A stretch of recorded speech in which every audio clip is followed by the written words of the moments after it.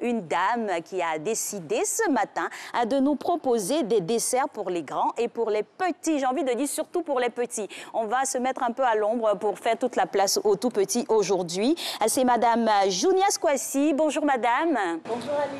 Vous allez bien? Ça va très bien et vous? Ah, ça va, ça va. Bonjour, ça va. bienvenue. Vous êtes magnifique. Merci. Avec ce rouge qui dénote de cette note de fête.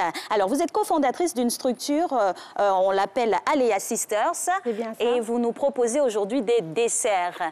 C'est bien ça. Qu'est-ce qu'on a aujourd'hui? D'accord. Alors aujourd'hui, nous avons de la panna cotta. D'accord. Nous avons également des truffes, mais façon Aléa. Voilà. Et nous avons également des sundaes, de la mousse au chocolat et un cheesecake. Très bien. Alors, pour ces différentes formes de douceur, j'ai envie de dire, c'est des pâtisseries? Oui, c'est bien ça, des pâtisseries. On a des mignardises aussi? Des mignardises, oui. Donc, pour petits et grands. Voilà, donc pour les fêtes de Noël, c'est souvent intéressant de partager un moment avec les enfants en cuisine. Et ce sont des desserts qu'on peut faire facilement avec nos enfants. D'accord. On va peut-être avoir le procédé pour les différentes variantes. D'accord. Alors, je vais vous parler du cheesecake. Très bien. Donc, c'est un cheesecake au spéculoos. Donc, pour la recette, on a besoin de crème chantilly, de mascarpone. On a besoin de fromage blanc. Nous avons également besoin de spéculoos, de beurre.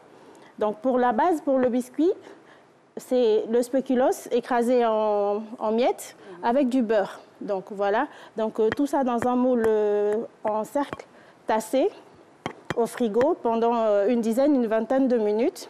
Et ensuite, on prépare les mousses. Donc, une mousse au spéculoos, une mousse au chocolat et une mousse nature. Fromage blanc et crème chantilly. Ça demande de la dextérité, tout ça, on dirait? Non, c'est pas du tout compliqué. Voilà, je le fais très souvent avec mes enfants.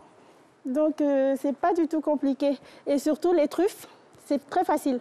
Donc, c'est du chocolat, de la poudre de cacao et un cake fait maison, bien entendu.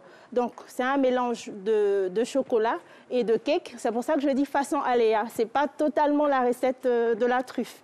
Alors, moi, j'ai un dessert qui m'intéresse plus. Vous pouvez vous rapprocher, il n'y a pas de problème. Le panna cotta. Ouais. Oui.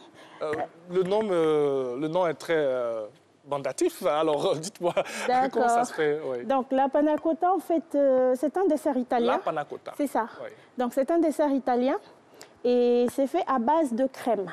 Donc, de crème et de lait. Donc, c'est de la crème cuite, en fait. Oui. Voilà. Très bien. Et comme on a parlé de dessert pour grands et pour enfants, oui. Moi, j'ai pas peur de m'approcher. Je vais y aller et puis voir comment ça se partage. C'est quoi pour les enfants et c'est quoi pour les plus grands? D'accord. Donc, on a dit... Par prédilection.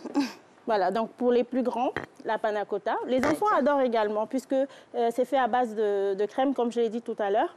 Et c'est des coulis de fruits, donc soit du caramel, du chocolat.